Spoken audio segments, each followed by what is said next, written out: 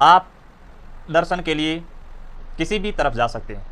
जैसे जसनाथ जी के दर्शन के लिए आप कतरियासर बीकानेर जाइए, जम्भेश्वर भगवान के दर्शन के लिए आप मुकाम तालवा बीकानेर जाइए, दादू दयाल जी के दर्शन के लिए आप अहमदाबाद या राजस्थान में जाइए। इसके अलावा लाल दास जी के दर्शन के लिए आप धौली दूब, अलवर और भरतपुर जाइए। और भी कई जगह ऐसी हैं जहाँ पर दर्शनीय स्थल, देखने के स्थल है, वहाँ ज़रूर जाइए। परंतु अगर यहाँ पर घूम फिर कर भी अपन इनके गुणों को अपने जीवन में धारण नहीं करते हैं तो अपना घूमना व्यर्थ है। हम इधर उधर घूम के आ जाते हैं और अपने माता पिता को आके ताना मारते हैं, उन्हें अलग भाषा में बात करते हैं जो उन्हें सहन नहीं होता। तो ये बिल्कुल ही एक अपने विचारणीय विषय है, इस पर आप ज़रूर सोचें जहाँ पर भी जाएं, परंतु अपने माता पिता को अपने जीवन में इस तरह उतारें कि उनका हम कर्ज चुका ही नहीं पाएँ जन्मों जन्म तक, तभी हमारी यहाँ पर जाना सफल हो पाएगा।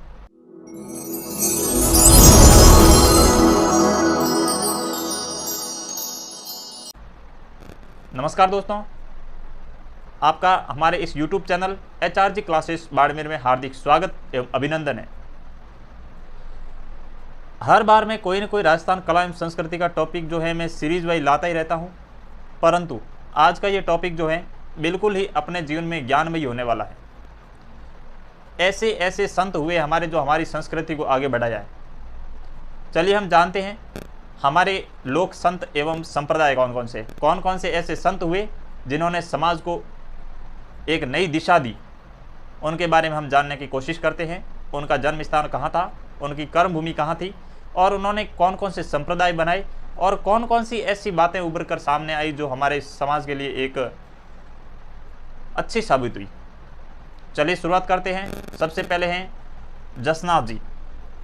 कौन से हैं? जसनाथ जी। तो जसनाथ जी जो हैं ये जसनाथी संप्रदाय चलाया था इन्होंने।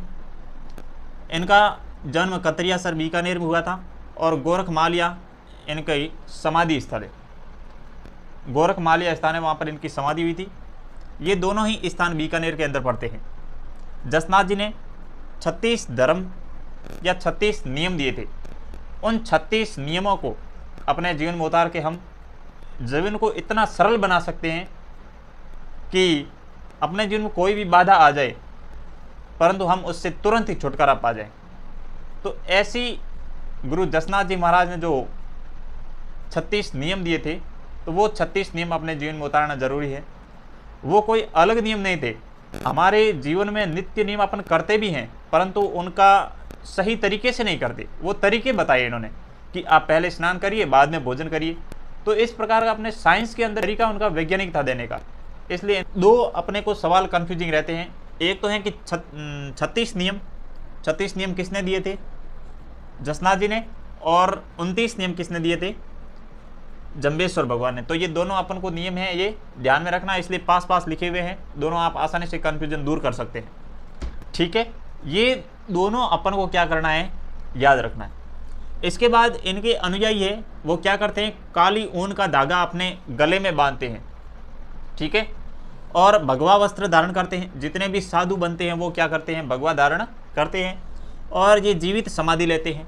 ठीक है, आजकल कोई जीवित समाधि नहीं लेता है, परंतु प्राचीन समय में ऐसा ही प्रचलन था कि जो भी साधु बनेगा जसनाथी संप्रदाय में वो भगवा धारण करेगा और भगवा धारण करने वाला क्या हो जाएगा, जीवित समाधि लेगा। ठीक है, इसमें भी अलग अलग प्रकार के हैं। कुछ गृहस्थी हैं और कुछ सन्यासी हैं, इस प्रकार से हैं। तो गृहस्थी होते हैं वो तो समाधि नहीं लेते और जो सन्यासी है वो समाधि ले लिया करते हैं। चलते अगला है, इनका प्रमुख नृत्य है अग्नि नृत्य। कौन सा नृत्य है? अग्नि नृत्य। ये अंगारों पर खेलते हैं और अंगारों को अपने मुंह में ले लेते हैं, हाथों में ले लेते हैं या पूरे अंगारों के अंदर कूद जाते हैं। ठीक है, और चारों तरफ इनके चक्कर लगाते हैं। तो इस तरह से ये क्या करते हैं कि ऐसा जो नृत्य दिखाते हैं उसको बोलते हैं अग्नि नृत्य। क्या बोलते हैं? अग्नि नृत्य। और अग्नि नृत्य करते समय ये फतेह फतेह की आवाज़ लगाते हुए चारों तरफ उसके घूमते हैं। ठीक है, चलिए अगला देखते हैं कि इसमें जो है पवित्र जाल वृक्ष और मोर पंख को माना जाता है। तो पवित्र चिन्ह के रूप में किसको ये अंकित करते हैं? कोई भी पवित्र वस्तु क्या मानते हैं? ये मानते हैं जाल वृक्ष और मोर पंख। और इनका ग्रंथ है सिम्बुदड़ा और कोंडा। तो ये संकलित किए थे जसनाथ जी खुद ने, ठीक है ना, जसनाथ जी ने ये संकलित किए थे। और जसनाथ जी जो है सिकंदर लोदी के समकालीन हुए हैं। दिल्ली का बादशाह था सिकंदर लोदी। तो सिकंदर लोदी क्या है, अपने घमंड में चूर चूर करने के लिए सिकंदर लोदी बहुत ही घमंडी आदमी था, और उन्होंने एक बार जसनाथ जी को रोक दिया। अब जसनाथ जी को इन्होंने दिल्ली के पास में ज़मीन भेंट कर दी, ठीक है दोस्तों। चलिए, इसके बाद इसके ज़्यादातर अनुयायी है वो क्या है, जाट है। अगला देखते हैं जंबेश्वर। जंबेश्वर इनका अन्य नाम है जंबनाथ या जाम्बोजी, और ये विष्णुई धर्म चलाया था इन्होंने। और इनमें 1485 के अंदर इन्होंने क्या चलाया था, विष्णुई संप्रदाय, विष्णुई पंथ। इनका जन्म पीपासर नागौर में हुआ है। मुकाम ताल व बीकानेर के अंदर भी इनका मृत्यु स्थल भी है। तो ये दोनों इनके स्थल हैं, जन्म और मरण दोनों से संबंधित स्थल बहुत ही इंपॉर्टेंट हो जाते हैं, ये ध्यान में रखना है। इनके अनुयायी जाट और राजपूत हैं, क्योंकि ये खुद राजपूत थे, तो इनके जाट भी अनुयायी हैं और राजपूत भी अनुयायी हैं। और इन्होंने विष्णु विष्णु तू भणरे प्राणी या विष्णु नाम जपने का सभी अनुयायियों को संदेश दिया।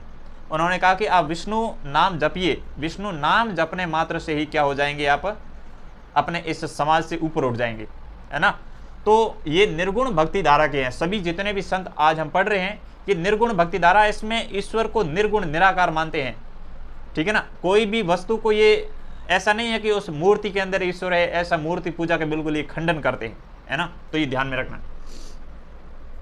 चलिए, अगला है ये कि पर्यावरण के प्रेमी थे, पर्यावरण से प्रेमी थे। ये किस तरह से अंदाजा लगा सकते हैं, क्योंकि ये जो हैं इनका एक संप्रदाय में एक महिला हुई थी अमृता देवी। 1730 की घटना हम सभी को याद है, खेजड़ली गांव की जोधपुर के पास में। तो वहां पर जोधपुर के शासक अभय सिंह ने बहुत सारे अपने सैनिकों को भेज दिया कि खेजड़ली गांव में जाओ, वहां पर खेजड़ी के वृक्ष बहुत सारे हैं और आप काट के ले आओ, है ना।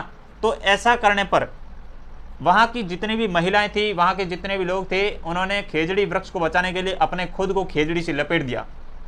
तो इस तरह से उनकी वहां पर शहादत हुई। तो 363 लोगों ने खेजड़ी को बचाने के लिए शहादत दे दी। तो ये बहुत ही बड़ा आंकड़ा था।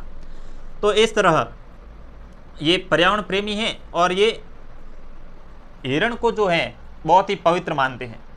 तो हिरण को कोई भी अगर मारने की कोशिश करता है तो ये विष्णुई समाज के जितने भी लोग हैं ये उसको सामने वाले को कभी बख्शते नहीं, ऐसा इनमें है। तो ये पशु प्रेमी भी बहुत हैं, है ना। इस तरह से जसनाथ जी के साथ जसनाथ जी ने जिस तरह से 36 नियम दिए थे, तो जंबेश्वर भगवान जो जंबेश्वर हैं उन्होंने 29 नियम दिए थे, 20 + 9, इसलिए विष्णुई कहलाए। इसके बाद अगला है ग्रंथ। ग्रंथ कौन कौन से लिखे, जंबेश्वर भगवान ने कौन कौन से ग्रंथ लिखे हैं, तो इसमें जंब सागर है, जंब संहिता है और विष्णुई धर्म प्रकाश, ये 3 ग्रंथ अपन को ध्यान में रखने हैं। इसके बाद अगला है कि प्रमुख स्थल कौन कौन से है, तो जंब स्थल है बीकानेर में, सॉरी समराथल कौन सा है, समराथल बीकानेर में, जांबा फलोदी जोधपुर में, और रामड़ावास पीपाड़ जोधपुर में, और जागुल बीकानेर में। ये सभी स्थल जो हैं ये जंबेश्वर से संबंधित हैं, तो ये अपन को ध्यान में रखना है। इसके बाद अगले आ जाते हैं दादू जी या दादू पंथ। दादू जी को राजस्थान का कबीर कहा जाता है। जिस तरह से कबीरदास जी ने निर्गुण भक्ति को अपने जीवन में उतार करके पूरे समाज में फैलाया और पूरे राजस्थान में प्रचारित किया, उसी प्रकार राजस्थान के कबीर के रूप में जन्मे दादू जी। दादू जी जन्मे तो गुजरात में थे, परंतु राजस्थान इनकी प्रमुख कर्मस्थली रही और यहीं पर इन्होंने अपना पूरा जीवन काटा। एक दुनिया के रूप में कार्य किया करते थे, दुनिया का कार्य भी साथ में करते थे। और दादू जी की वाणी और दादू जी का दूहा नामक 2 ग्रंथ लिखे और इन्होंने निर्गुण भक्ति को पूरे समाज में फैलाने का एक अद्भुत कार्य किया।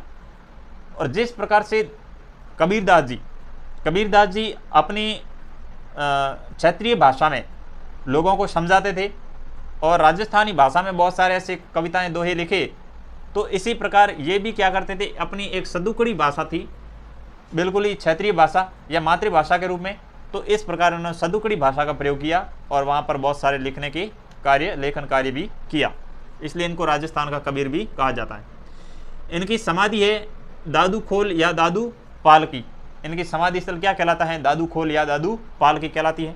इनकी प्रधान पीठ है नरेना। प्रधान पीठ कहाँ है, नरेना या नारायणा, ये कहाँ पर स्थित है, जयपुर के अंदर। और सत्संग जो है इनका वो क्या कहलाता है, अलख दरीबा। ये वेरी इंपॉर्टेंट, ठीक है दोस्तों, ये ध्यान में रखना है, वेरी इंपॉर्टेंट है। यहाँ पर मैंने इंपॉर्टेंट इसलिए लिखा है कि सत्संग क्या कहलाती है, अलख दरीबा। ठीक है, ये ध्यान रखना है। दादूपंथी 4 प्रकार के होते हैं। इसमें खालसा, पहला कौन सा है, खालसा, विरक्त, उत्तरादे और खाकी, ये 4 प्रकार के होते हैं। इनके अलावा एक और है 5वां प्रकार, वो है नागापंथी। तो अपन इधर उधर नागा साधु देखते हैं, ये सब कौन से पंथ के संबंधित हैं, दादूपंथ से संबंधित है। और इनके 52 शिष्य 52 स्तंभ कहलाते हैं। जिस तरह से कोई कमरा होता है उसके नीचे पिलर खड़े होते हैं 52 स्तंभ, जैसे 52 स्तंभ का कोई पिलर है, ठीक है, इसी प्रकार इनके 52 शिष्य क्या कहलाते हैं, 52 स्तंभ कहलाते हैं। ये पूरे अपने क्षेत्र में घूम घूम करके और निर्गुण भक्ति का प्रचार किया करते थे।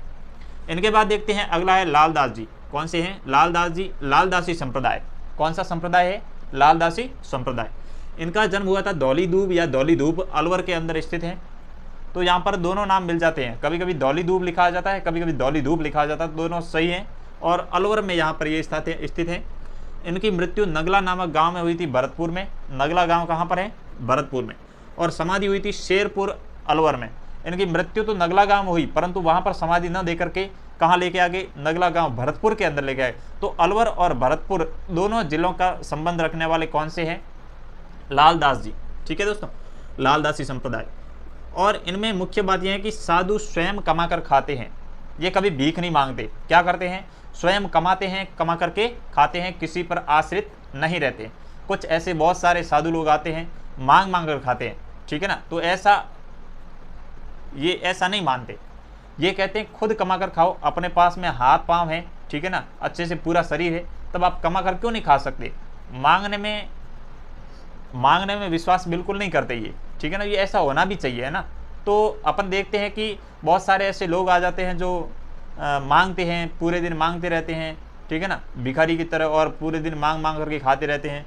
इससे अच्छा तो ये साधु है। साधु होते हुए भी लालदास जी हैं, जो संप्रदाय के जो लोग हैं, वो क्या करते हैं, स्वयं कमा कर खाते हैं, किसी पर आश्रित नहीं रहते। मेव जाति के मुसलमान इनके अनुयायी हैं पूरी तरह से, ठीक है।